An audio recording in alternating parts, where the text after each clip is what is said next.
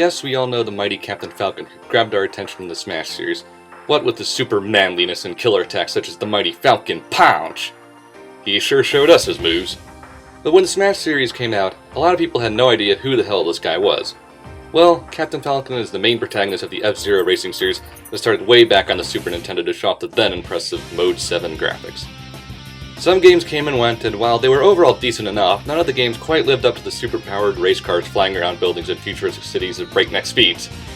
That is, until F-Zero GX came out, which is, in my opinion, the best F-Zero game yet.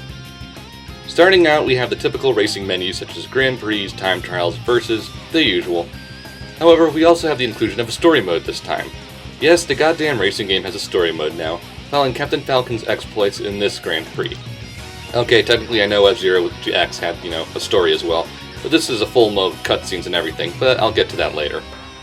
Despite what you may think, this game was actually made mostly by Sega's AV Studios, or better known as those guys who made the really kick-ass Monkey Ball games for the GameCube. And boy does it show, the track designs are simply fantastic. Going up buildings, incredibly tight turns, massive drops, the whole shebang. Sega really took advantage of having a futuristic racer and designing levels appropriately. Yeah, there are a few misses like the tube levels as I call them, where you're on some form of tube or inside of one, and to be honest it's a bit hard to control on those, but there aren't too many of them so it's not that big of a deal overall. But what good are excellent tracks if you don't have racers to drive on them? In this game we have returning favorites like Captain himself, Samurai Goro, and we have some newcomers like James McCloud from Star Fox? Father? Anyway, this game has over 30 racers at your disposal, all of them controlled differently with their different strengths and weaknesses. In addition to that, before each race you can adjust your acceleration and top speed ratio for further customization. And if that isn't your thing, you can say fuck it and make your own car in the garage, which I forgot to get footage of. So to be honest, if you can't find a car you like to drive, then you're one picky son of a bitch. The combination of great character customization and variety, as well as some great level designs, would easily make this one of the best racing games of the last generation. But what does Sega decide to treat us with? The return of Nintendo Hard. Yes, anyone old enough to remember Nintendo's Hard. The ball-bustingly difficult challenges this game will throw at you, but it's just within your grasp so you keep trying. Sure, easy mode is just easy enough, but my word, the later difficulties are just insane. On the Master Class, the computer will attack you en masse, as well as boost at all the right times and hit all the available boost pads. In order to beat the highest difficulty, you need to be perfect the entire way. Luckily, they showed some mercy and gave you some defense. Pressing the Z button will engage the spin attack, which can steal enemy shields and give them to further boost ahead of the competition. There's also a hidden technique I like to call the Death Ray. Holding the X button and a direction at the same time, either left or right, will for a brief instant cause a laser to spin around you and pretty much annihilate whoever's next to you. It's practically a one-hit kill. Trust me when I say the best way to win the Master Class is to line up next to the opponents who are close to you in points and taking them out with this attack. And don't worry, the computer never uses this on you, it's your own little trick against the fucking cheating bastards. And this leads us into story mode, as this is where the computers show their true colors as unfair sons of bitches. We begin with Black Shadow, villain of the last game, getting his ass beat by some new guy with the Wheezy voice module, all machine parts and such. Then we cut to Falcon entering the Falcon Cave for some training. This mission is just to get used to controls, but is nothing big here. However, I must say the cutscene visuals are really quite nice, if not so much the dubbing. Hey, where do you think you're taking me? Wait! Next up we have a race against Falcon's rival, Samurai Goro. A race in Red Canyon to the finish line, and it is where we see the computer in action. While Goro isn't terribly fast, he has a lot more boost than you do, as well as never hitting the falling boulders, and this is the easiest difficulty, and it's only stage 2. Although some simple memorization will get you through this. Next up is a bet race Silver Nielsen forces you into entering. So, Captain Falcon dresses up for Mardi Gras, enters the name Famicom, yeah, real subtle Nintendo, and wins the prize money. The computers are pretty tough, but it's a straight-up Grand Prix-like race, so while it's difficult, it hasn't reached douchebaggery levels yet. It's when we see Black Shadow causing havoc in the lightning area that Falcon decides to stop him. But why now of all times, as we clearly saw him doing this in the first cutscene? I guess Falcon feels a bit lazy today. On his way to stop Black Shadow, Falcon gets ambushed by Michael Chain and his gang. And we have to destroy all the mooks at the Chain Gang before we can actually, reach the finish line. Okay, who the hell turned F-Zero into Twisted Metal? Here's where the game starts putting you in blatant disadvantage by making it 30 against 1. On normal difficulty, the mooks aren't that aggressive, but they will hurt if you're not paying attention.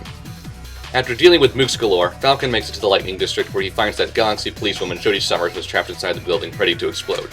So Falcon goes in to save the day and to make a daring escape. So now we have a trench run with closing doors. This is all memorization, although I think the game has fun tormenting you by making the last jump as glitchy as possible. Oh come on, I made that! Oh yeah, on very hard, barely enough time, need every boot power, damn near impossible. Thanks. So after 2 filler missions, we finally get to take on Black Shadow on one or one... not. Huh, Falcon's a bit of a pussy, who knew? So after having a bomb strapped to his car and let loose on the ridiculously long track, so the point of this mission is to keep your speed above a certain level. As long as you keep your speed up, you won't die, so basically just make your acceleration high so you can gain speed easily if you bump into stuff. I think this mission is called That Car That Wouldn't Slow Down. Oh yeah, on the high difficulties bump into anything and you die. Just fucking fantastic. So after a plot ex machina, Falcon survives to take part in the F-Zero Grand Prix, where everyone is fucking cheating bastard. First off, they took your one weapon, the Death Ray, away. Okay, it works for normal racers, but it doesn't affect Black Shadow or Blood Falcon at all, and trust me, I've tried. Now you would think this is a normal race, right? Wrong! No, the racers will blatantly let the 2 evildoers win and pass them on the way they attack you. I repeat, this is the easy mode. On very hard, this is one of the most impossible things I've ever beaten. Very hard is fucking hell. 29 other racers all out to get you, and only you. I think I beat this as a teenager by beating Black Shadow by 1/10 of a second or something. Yes, it cuts it that close. So yeah, the computer is a cheating bastard. But now that Captain Falcon is the winner of the F-Zero Grand Prix, peace is restored as Captain Falcon finally gets to Falcon Punch Black Shadow into oblivion. Oh, wait. That's not what happens. Deathborn pops out of nowhere, kills Black Shadow, and challenges you to a race. Okay. So we go to Deathborn's lair, where we see he starts prattling on about light and dark forces that make up the universe and bind us all together. If you only knew the power of the dark side. And here is the last fucking straw. You'd think that one-on-one match would be fair, right? No! Deathborn is a cheating whore. He has infinite boosts, can't be killed, and is of course straight out of hell himself. And also he can make impossible turns, and basically does everything that a computer can't do when you're actually playing as it. Oh, and once you unlock Deathborn, he doesn't have any of those abilities, so yeah, computer cheats.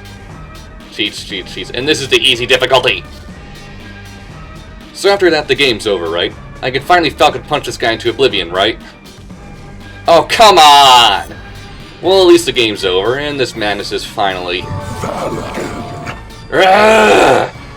So now there's this bullshit about the creators and crap, so we gotta go race the staff ghost. Ugh, joy. Oh, and we do it in the most wonderful of all places.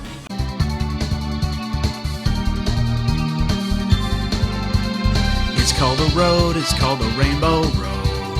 It is a road that you go. It's called a road, it's called a rainbow road. And you will know when you get there. It's called a road, it's called a rainbow road. It is a road that you go. It's a road that you go when you die. This level is unfair with the 2 really bullshit loop turns. But at least it's a staff ghost, so you don't actually, interact with them like bumping into him or anything. But now, since we essentially beat God, do I finally get to Falcon Punch? Oh, for fuck's sake. Okay, here's the real ending. Falcon punches Black Shadow after he wins the Grand Prix. Falcon punches Deathborn after he wins this race. And Falcon punches the staff ghost into oblivion. Would that be a good ending or what? Yes! Yes! Actually, what's really funny is the ending music. It's a fucking gospel singing about how great a manly man like Captain Falcon is. I guess the Church of Falcon of Latter-day Brawlers isn't all bullshit after all. Hey, wait a second.